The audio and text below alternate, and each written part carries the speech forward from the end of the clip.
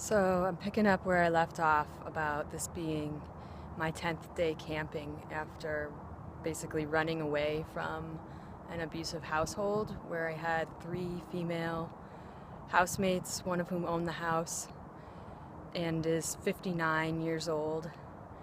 The other was 49 years old, and the other was 44 years old, mother of 2. And these 3 women were playing games and gaslighting me, and anytime I would summon the courage to address my concerns with them, they would listen, but then they would do the same thing I had mentioned. They would do it more, or they would use the information I revealed to bring me down. So I have gone camping, and this has been an interesting, unexpected response to having CPTSD. You're supposed to live in a house and you're supposed to go to therapy. And yeah, that would be good, and I've tried. But I really have tried. I've reached out. I've made several calls. I called the crisis hotline after the police showed up at the house again, like the last day I was there, and the worst housemate had like a 10-minute chit-chat outside of my window with him.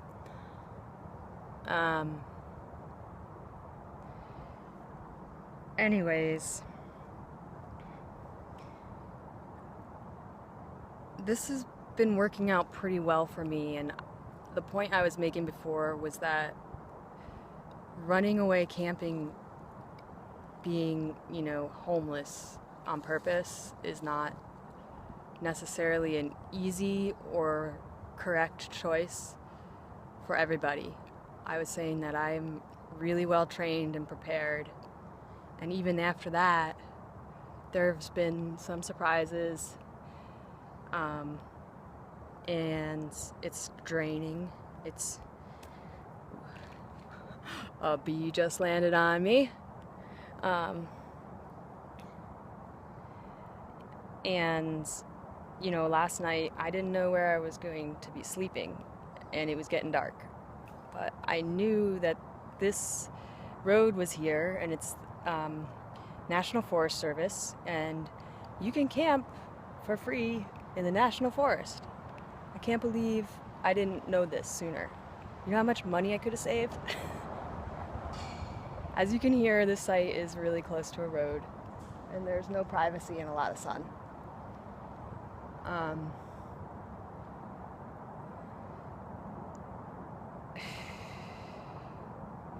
So how is this helping CPTSD? How is this a helpful response? Well, for me, it's a choice. I finally made a real choice without worrying, what everybody thinks. Gosh, oh, here's another surprising fun fact of dust. Yeah, I didn't realize it was gonna be this dusty. Wow. And just a little more background into why the dust sucks is, showering, getting clean. Yeah, I suppose it was 10 days without a shower.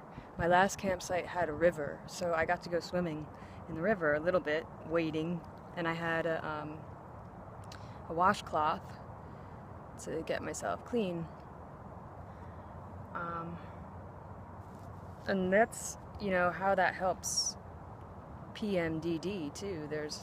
That came up, and that was also empowering, actually, rather than being like disempowering, I guess, because I guess I have kind of a unique skill set knowing how to do survival off the land. I used to teach class on survival skills just to little kids, like 10-year-old kids, at an environmental ed center. To me, it makes me feel safer that I can respond and I don't have to rely on systems that could fall apart. Everything's got to be in moderation, though. I mean, I don't want to cause myself paranoia. I'm kind of a prepper, but not even close to some people. So I'm not that obsessive compulsive. So, you know, it's a learning experience day by day, and like I said, I've done this, but it hasn't been the whole system. It's been like, let's go camping, oh, we'll go back and appreciate our bed so much more and the shower so much more. But when you're like, gee, I really need a shower, how am I gonna make that happen?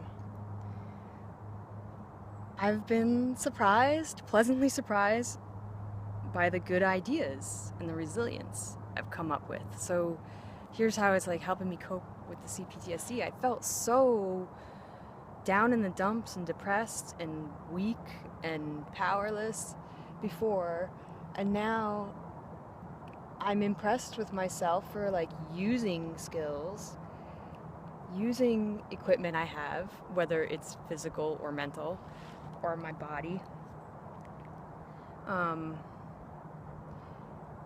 The first place I was for the last 10 days was higher elevation than sea level where I was living, and that tends to make you stronger, just being there because of the less oxygen. So just to daily life activities, you know, kind of, and you know, just kind of a lot of shuffling around stuff to keep it out of the sun and, you know, whatever you need to do. So that felt good to get stronger. It felt good to feel the water on my skin of the river, feel the wind, to feel the heat of the sun and the cool of the shade. And whenever anything needed to be done, I had to do it. You know, I had to figure it out and do it. Like, my clothes were dirty. I had some Dr. Bronner's soap, and I had some Dawn soap. Both are supposed to be, I'm not sure about the Dawn, but biodegradable. And, you know, I had a little box of salad greens I had been eating and finished, so I turned that into a clothes washing tub, and ended up taking some creek water and some soap and washing my clothes. And then I was like, oh yeah, years ago I bought lines, like clotheslines and strong, what the hell you call it? Can't think of the right word. Just like really little, like parachute cord. It was part of my wilderness first responder class to go out and buy all the supplies you're supposed to have so that you can respond in the wilderness. And you already have what you need, so you don't have an emergency. You kind of avoid the emergencies by having what you need. So dug that out, made a clothesline. So while you're doing all this stuff, you don't really have time to ruminate on relationships. You don't have time necessarily to have flashbacks. I did, you know, you still do, because it's also really frustrating. Like, I had some trouble with my camp stove, and I didn't know what was wrong and if I could fix it. And you know, it takes a long time. and I would have some flashback emotions about that. But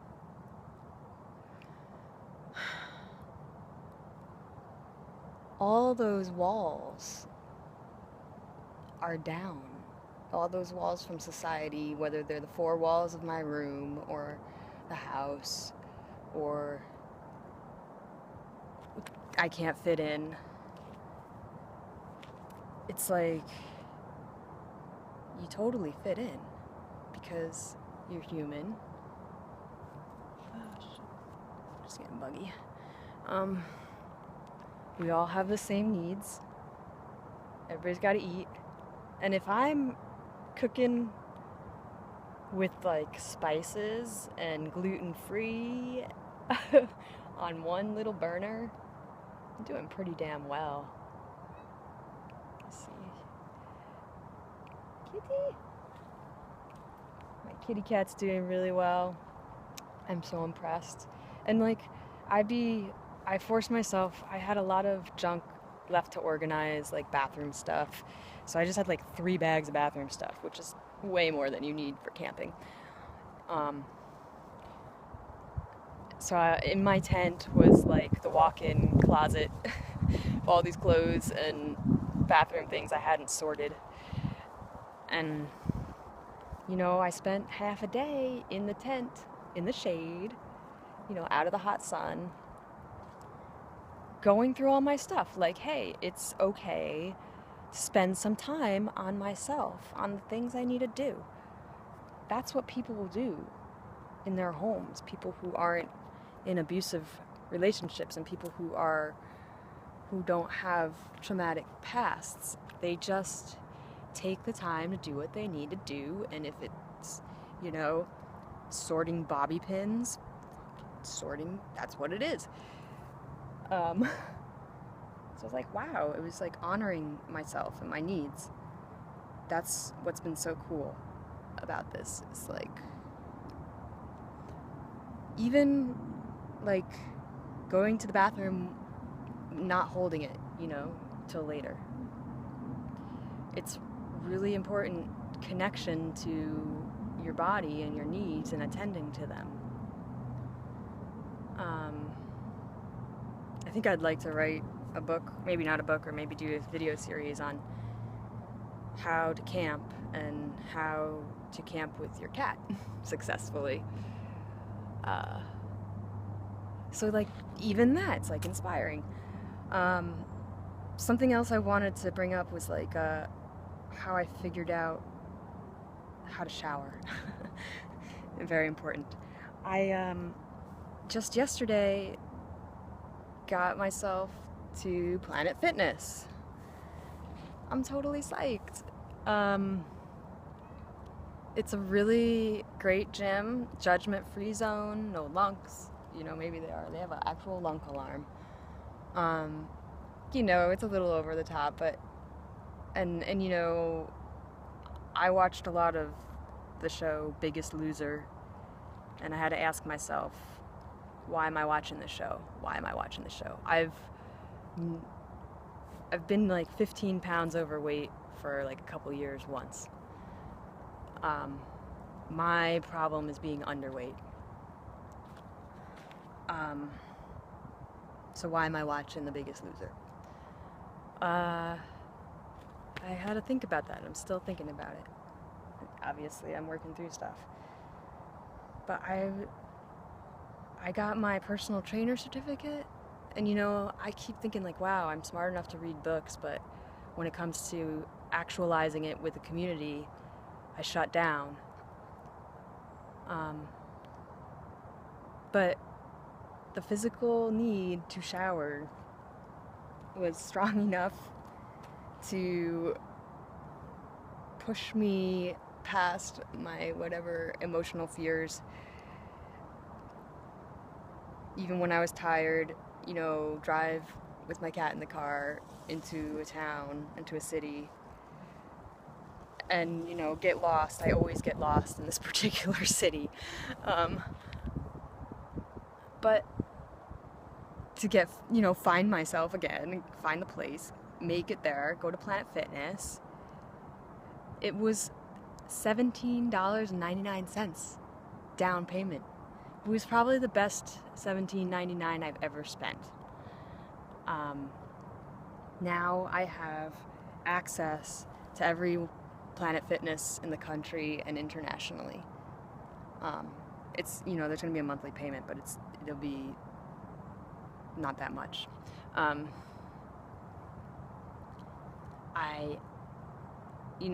All this time I'm just like, yeah, I want to work out, but I really just need a shower right now. and I'm like just being really, I wasn't impatient. I enjoyed the tour. I enjoyed all the information. I enjoyed the person giving the tour. But eventually he was like, yeah, there's nice people here. I like to talk to people. There's always someone nice to talk to. And I'm like, holy crap, I might actually meet people here that I get along with. And it never even occurred to me. So it's such a positive step to do it myself, find a way, meet my own needs, get healthier like I need to, because there's some little things I just need to do at a gym. It's kind of like camping. It's like the tools you need for life.